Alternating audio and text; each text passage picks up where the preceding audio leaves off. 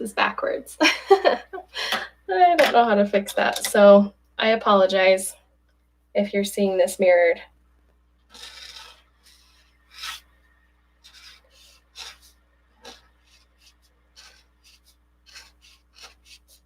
The point isn't the calligraphy, it's how to add flowers. So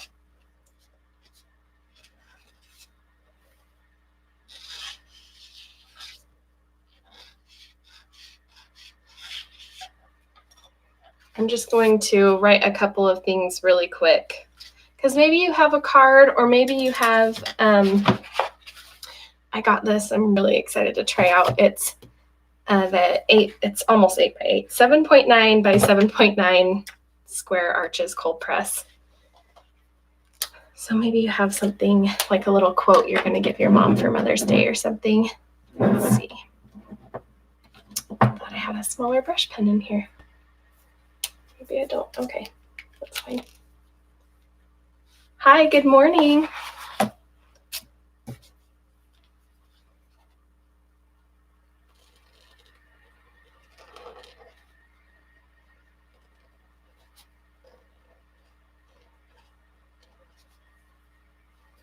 And maybe I'll change the color for this. Sorry, I should have had the calligraphy part done before I got started, but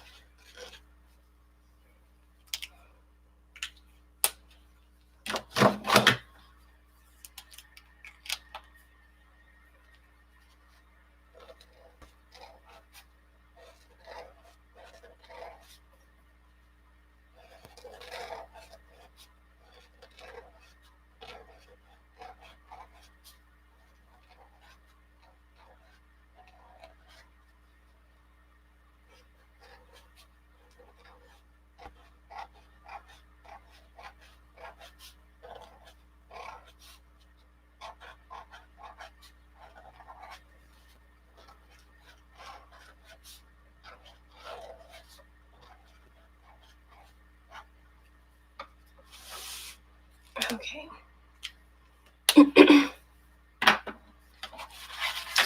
And then I'm going to do a one word, or maybe I'll do a name. Let's do a name.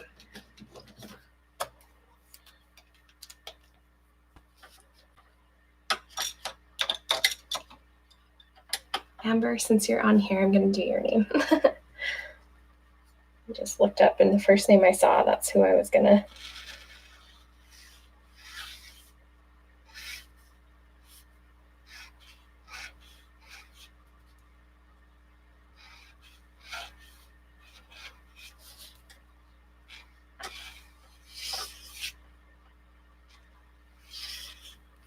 Okay.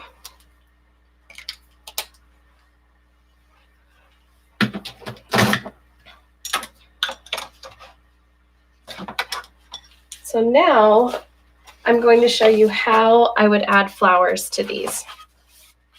Some really easy ways. So this one,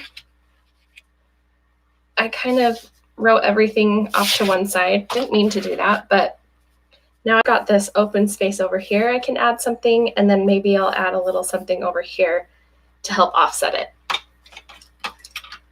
So I haven't thought about what flowers I'm going to paint either. This feels very impromptu today, even though I've been planning on doing this all week.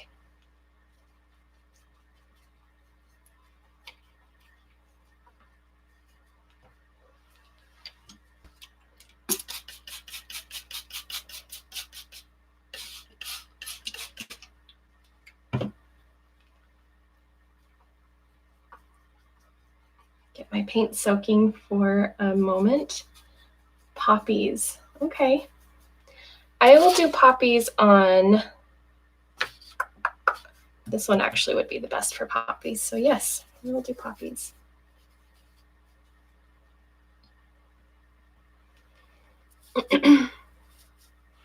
Okay.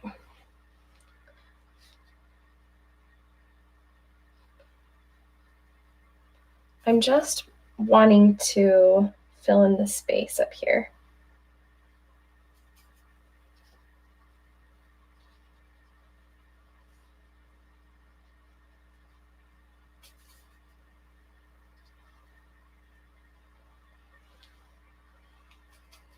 And this paper is Fabriano cold press.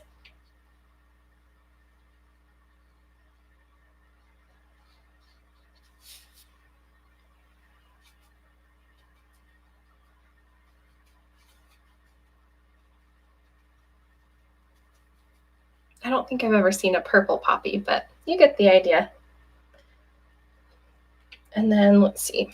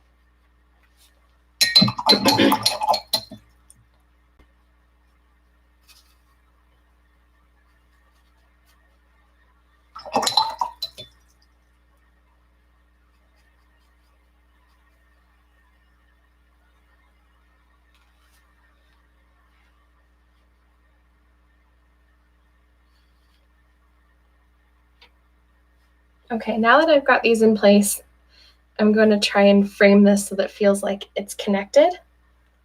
So I'm just going to add in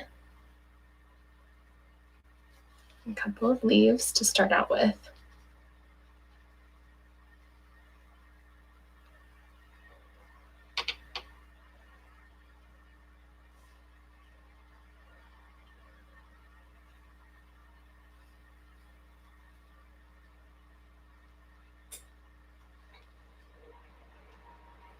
Okay.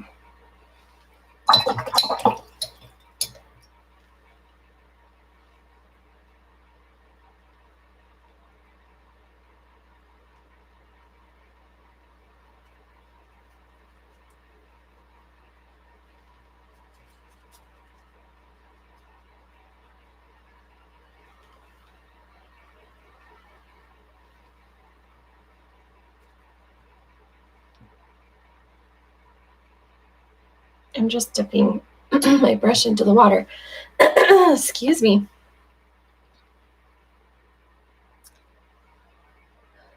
And because I don't have a ton of space, I can't really add any more large poppies, but I want to add some other color in here.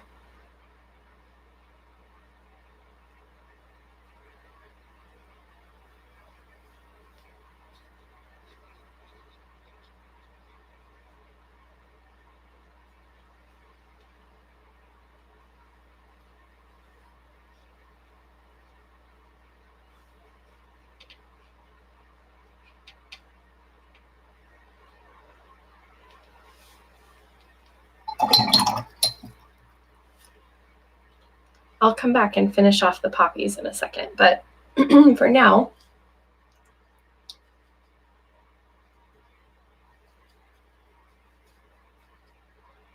I go in and add more green. I don't know why I'm losing my voice this morning. Excuse me.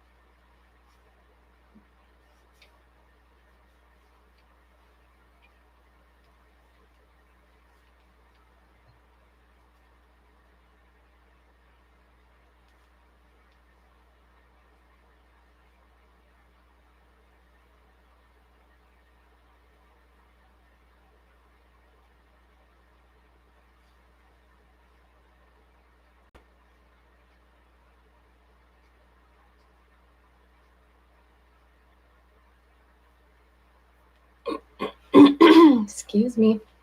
Okay, so over here,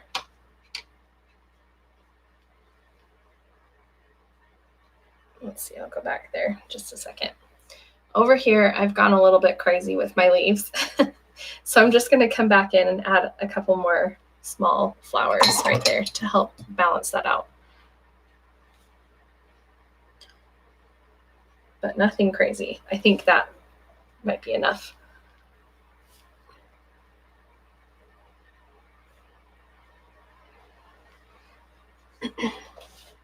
Just to help it feel like it's not, these aren't just like down here by themselves.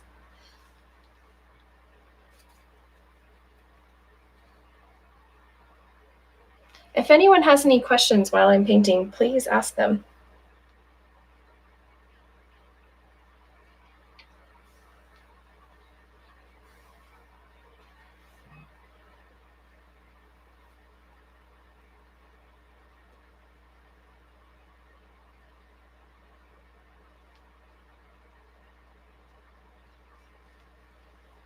Okay.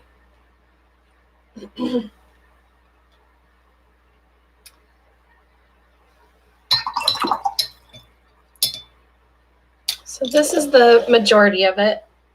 I've done kind of 2 corner pieces, and I've done a little bit more up here than down here to help balance everything out. Now let me find my gouache paint really quick. Ooh. Everything's packed so tight in here that, you know what? I don't think I have it right here. It's okay.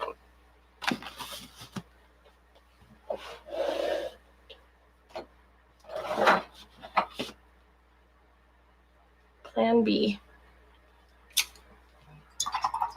So ideally, I'd like to have a gouache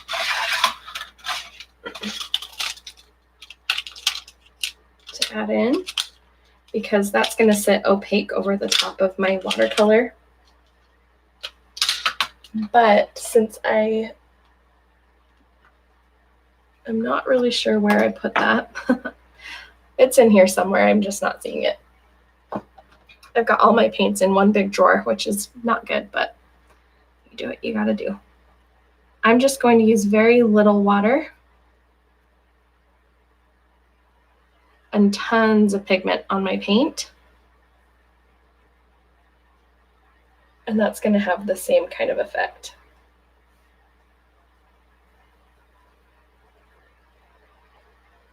It helps that I've soaked my paints beforehand, because then I can pick up a lot of my paint without having to mix in a lot of water.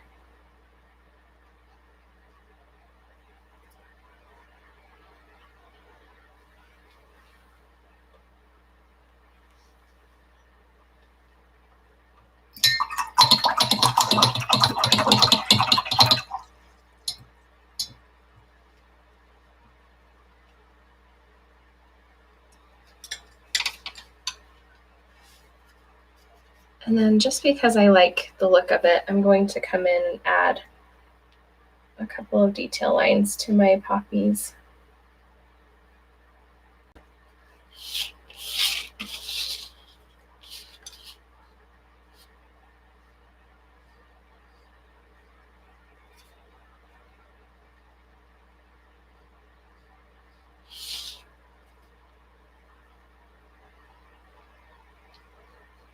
This is just a style choice. I like adding the lines, but obviously it's not necessary for getting the look of a poppy. You do what feels comfortable and good for you.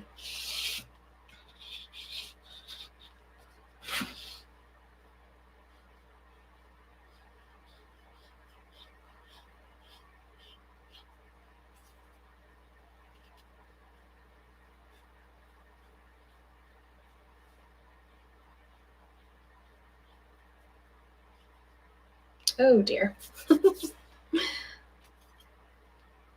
Just got my hand all over in this paint, but that's okay.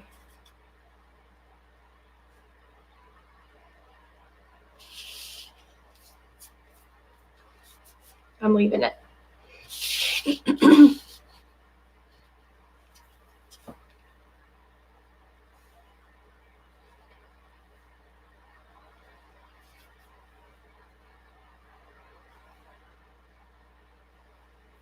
Okay, so the question is, I saw you use the Tombow. Do you have a marker you prefer for rougher paper that doesn't destroy brush pens?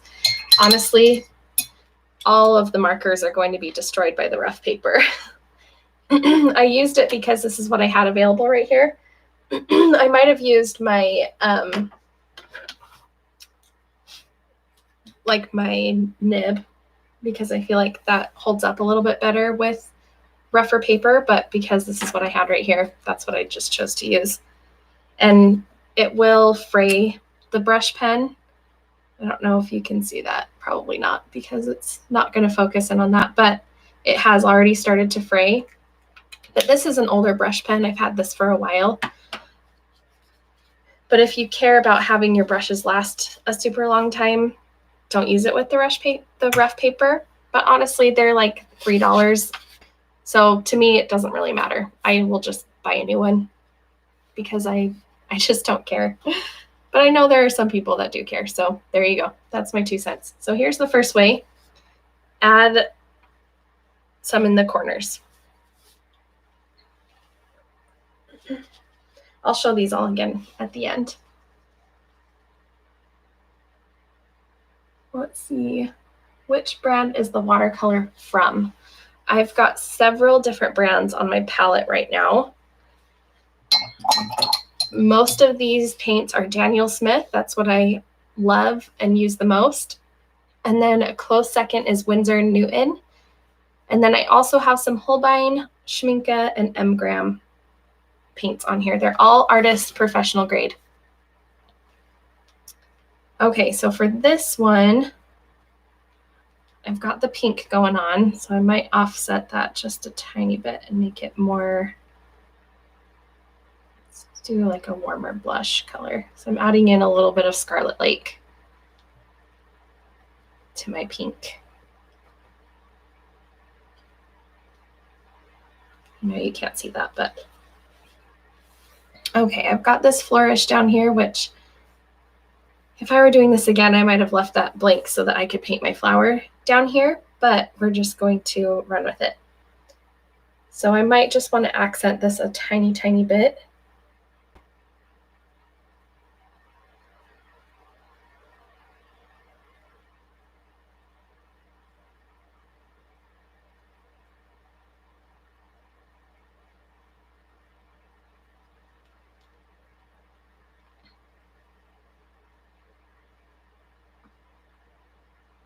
Let's do, I'm always a fan of blue berries. So we'll do a couple of little tiny blue berries on either side. It's going to be a teeny painting.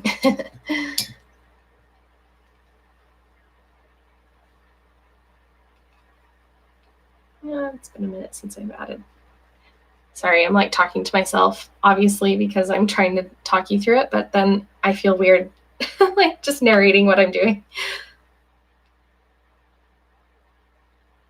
Quinacridone gold, that's what I'm adding in to my green because I really like how it looks, but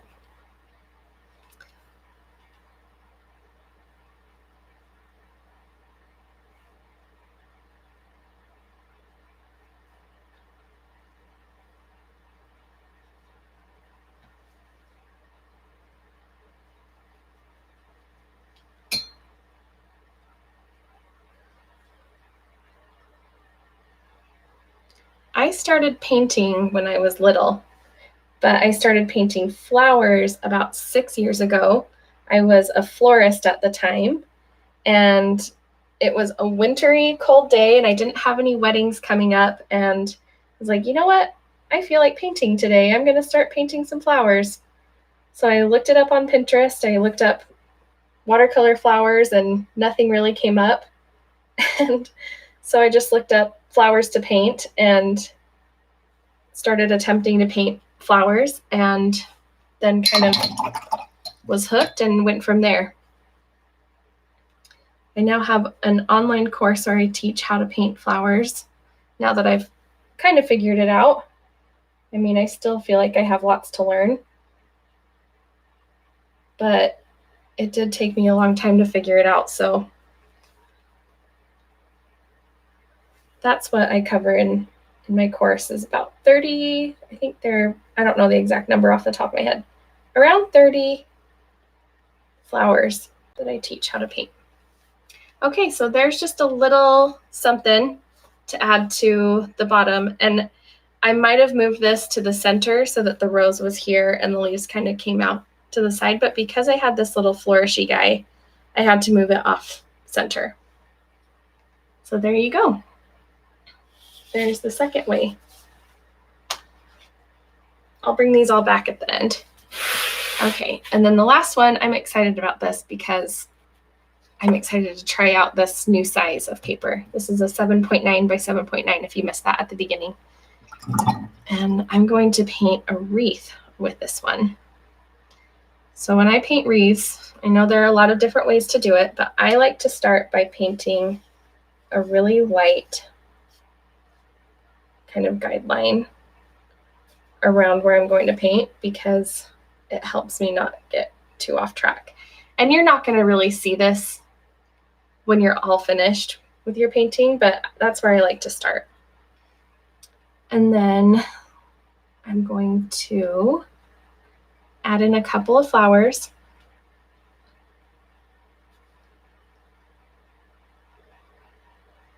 And I'm adding the color down here to help offset the color up here.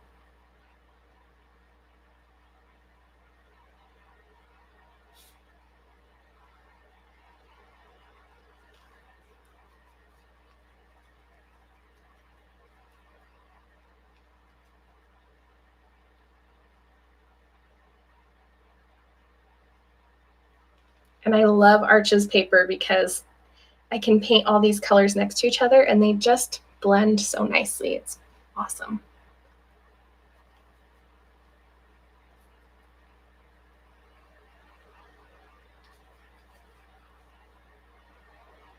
I'm using Princeton brushes. I use these like 99.9% of the time.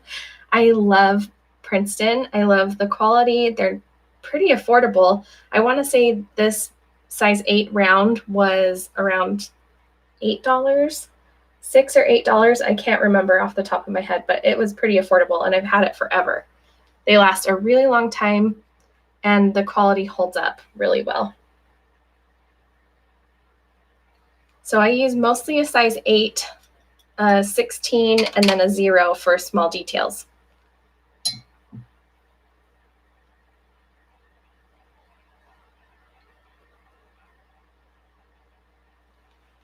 But I know brush size is also a personal preference. Some people like working with size 10 and they'll swear by it, or a size 12 or a size 20, you know, it's all personal preference. But round brushes is what I stick to the most.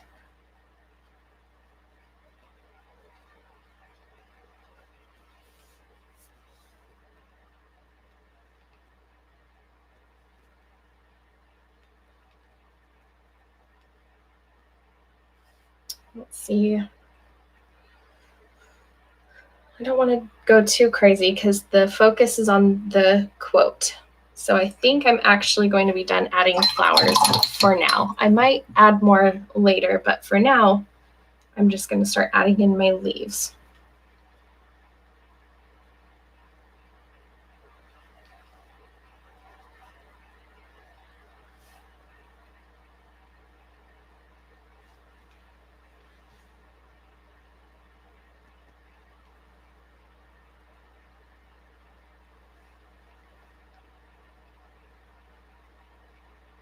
So for the sizes of brushes, as long as you have a small, a medium, and a large, you should be able to do anything that you want to be able to do.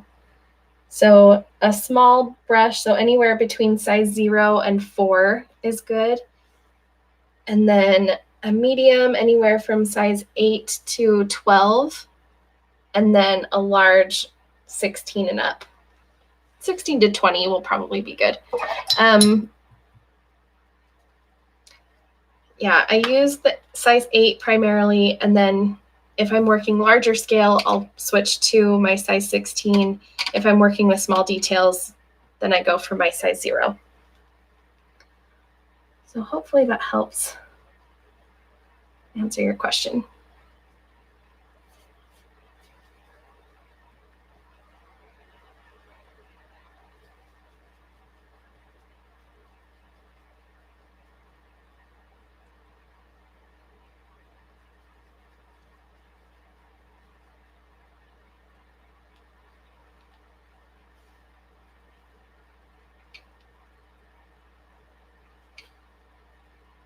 I'm kind of following that guideline as I go.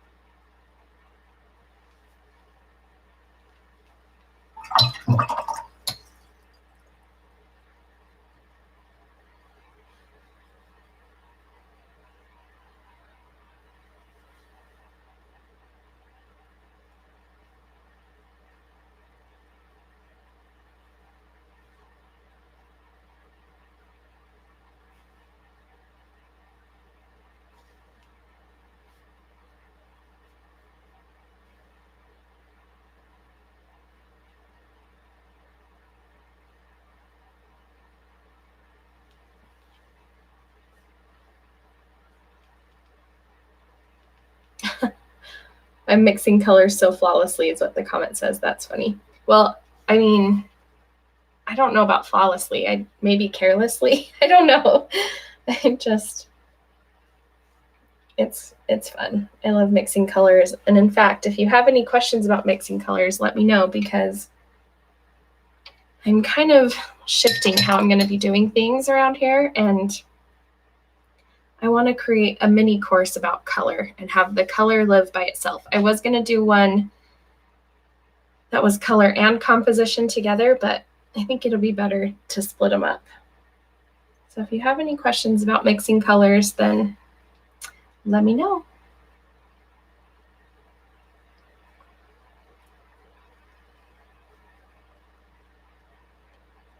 Let's see.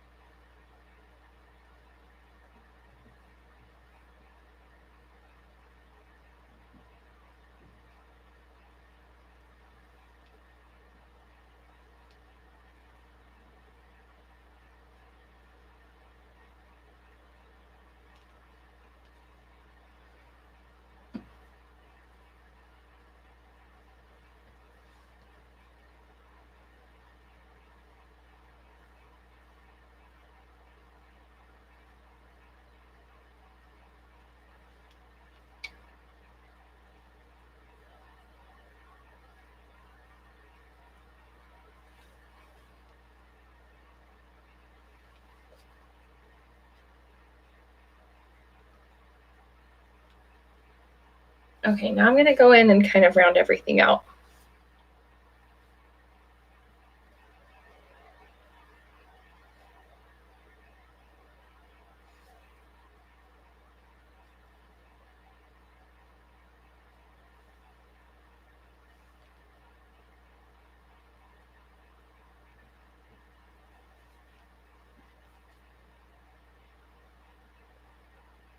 see here.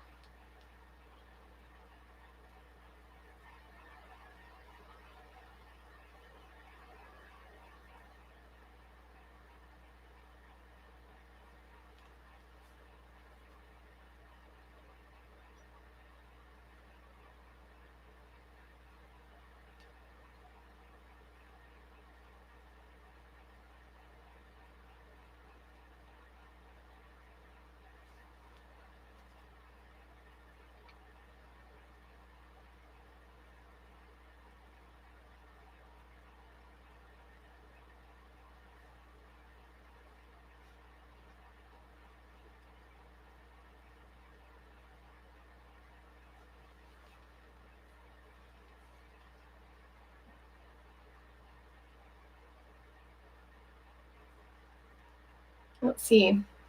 How often do you replace your brushes? I honestly, like if they start, this one actually I've had for years and the bristles are starting to come up at the ends. I might replace this one soon, but honestly, like I should show you my brushes really quick.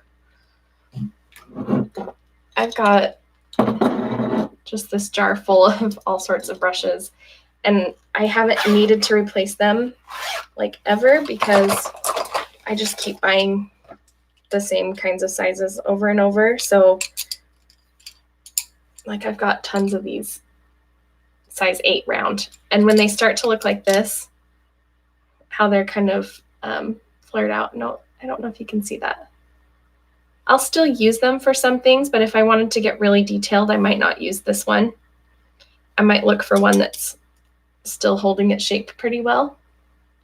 You can kind of see that. I'll move this really quick.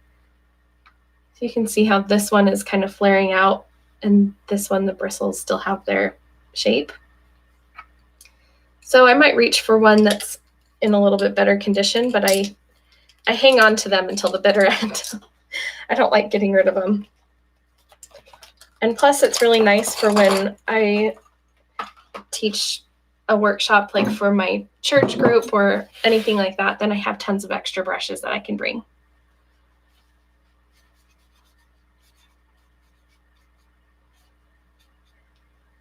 I know water control is like one of the #1 questions I get. I have a little freebie that's supposed to help with water control questions.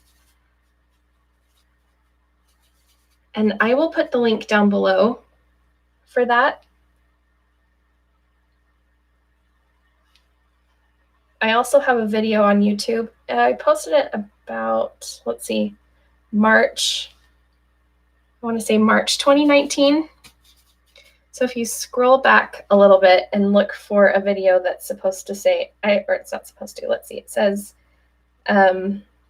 water control tips or something like that, then I share some tips for water control in that video.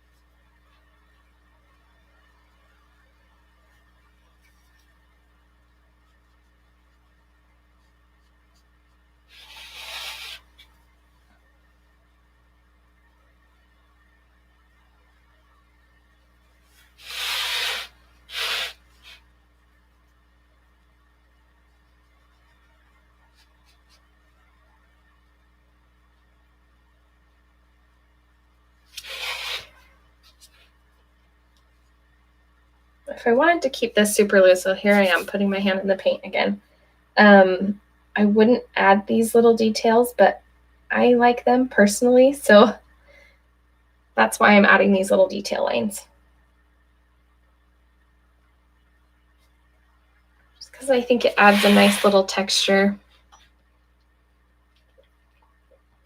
I just like the way it looks.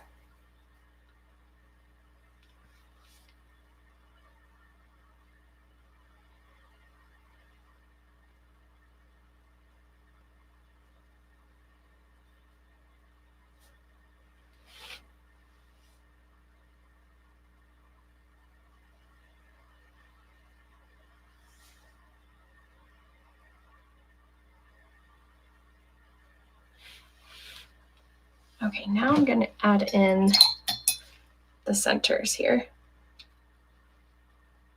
And I've got ivory black that I'm going to use.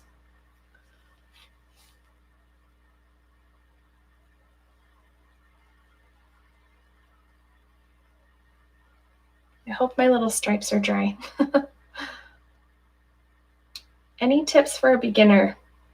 That is a loaded question. What do you need help with? Because honestly, if you're a beginner, I would say get some high quality supplies, because a lot of times people think that they are bad at painting, and honestly, it's the supplies they're using. They go out and buy really cheap supplies, which is great. You should start somewhere. But then they're like, my painting looks terrible because it did this. And I'm like, oh, that's just the paper you're using, or that's just the paint you're using. It's not you, it's just the stuff you're using. So I would say if you really want to learn and you're serious about it, just invest in the higher quality stuff right off the bat. It makes a world of difference, and you won't be fighting yourself thinking that you've got all the techniques wrong, because you'll be able to learn quicker, I think. Let's see, do you ever use a watercolor canvas? I keep hearing questions about watercolor canvas, and I've never used one. They have like art boards.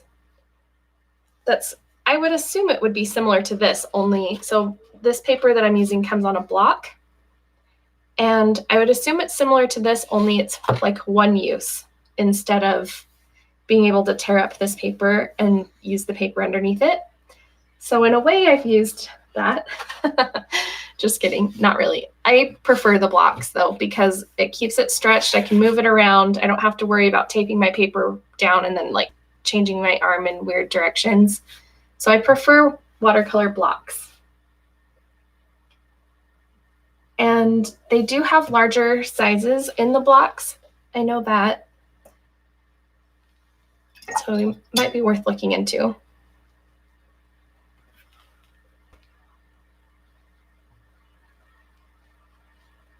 Okay, I just keep adding things to this, and I think I've maybe overdone it, but that's okay. This is just to show you that this is one way to add watercolor to your calligraphy. So we've got the wreath, the little like rose, just one single flower with some leaves. And then the corners.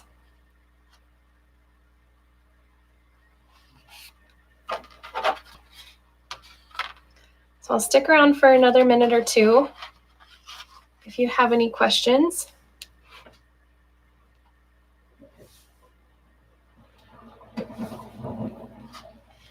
Be sure to subscribe to my channel if you haven't already.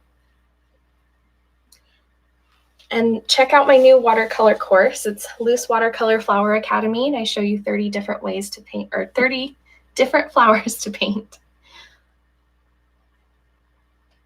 It's really fun. Happy Mother's Day. Yes, thank you.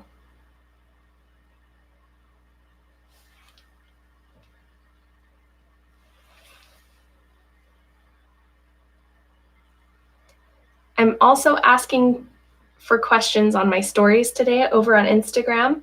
So if you have any questions, hop over there and ask away. Oh, that's so awesome. Thank you so much. All the way from France. That's amazing. Thank you for watching.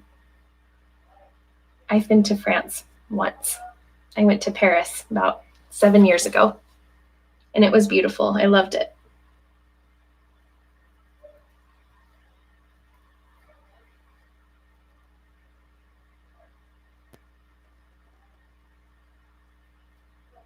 This ended up being a much longer video than I was anticipating. That's all right. Okay, I'm going to end the video. Go follow me over on Instagram. If you have any extra questions, you can send me a DM, or I'm asking for questions in my stories today. I'm glad you're learning lots. I'm actually holding back on sharing a lot of the information. So if you want like detailed instruction, you've got to take my course. And I'm going to be coming out with mini courses so that they're easy to follow and easy to implement. So think things like color, wreaths, bouquets, troubleshooting your watercolor, all sorts of stuff. It's going to be awesome. Okay, catch you guys later.